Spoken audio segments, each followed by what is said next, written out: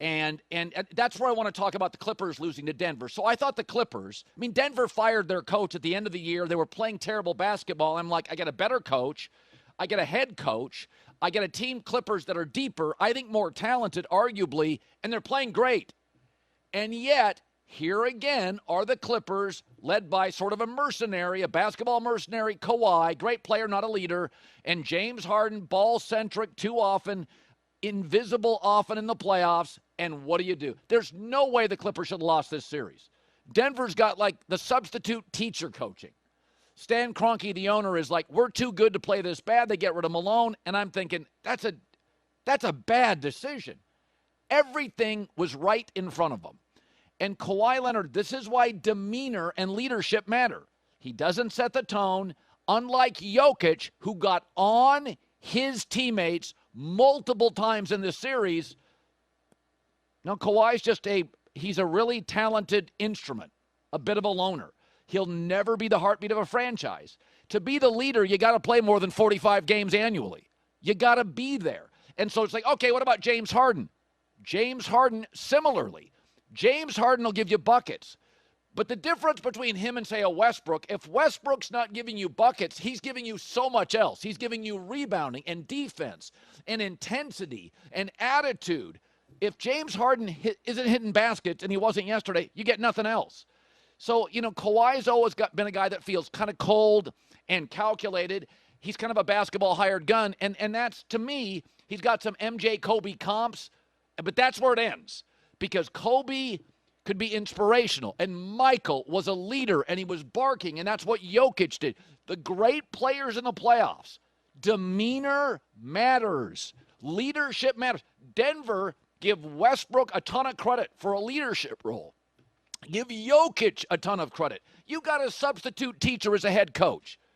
Denver shouldn't have won this series. Inspiration, once again, matters. Leadership, once again, matters. Harden's talented, but he's a one-trick pony. You don't get points, what do you get? There's always an excuse. And again, Kawhi's an all-time talent, but he has to be like KD, an accessory. He cannot be a foundational heartbeat of the franchise. You can't play 45 games and do that. So I've said this. I don't know. The Clippers are good, but if you can't win this series, when you have a significantly better staff, you're playing great basketball at the end of the year. The Nuggets are a mess. They go with an interim coach. Everything's off.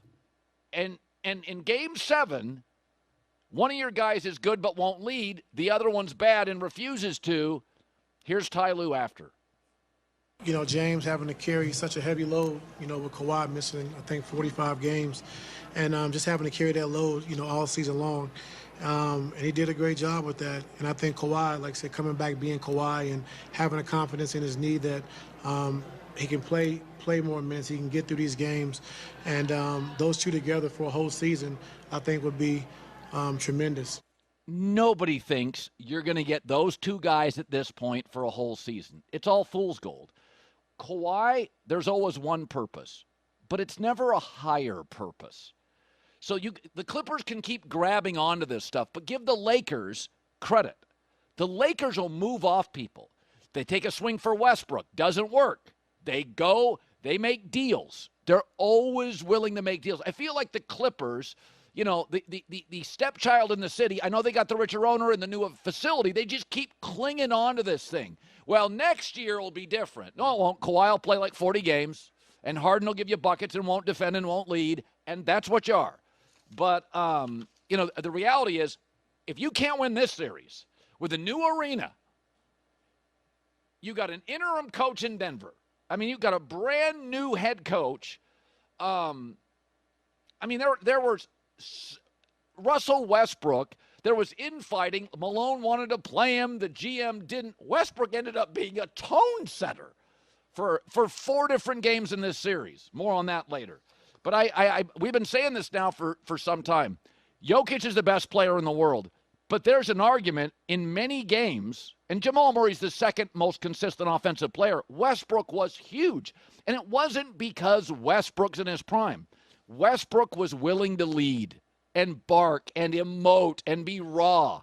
and Westbrook has seemingly discovered, I don't know why it took so long, how to shoot a three. But so much of Denver was, to me, was looking in the mirror. I mean, if you go to about game 4 on, Denver was the better team and should not have been. Should not have won this series. J-Mac, that was fun. Your Pacers call. Hey now.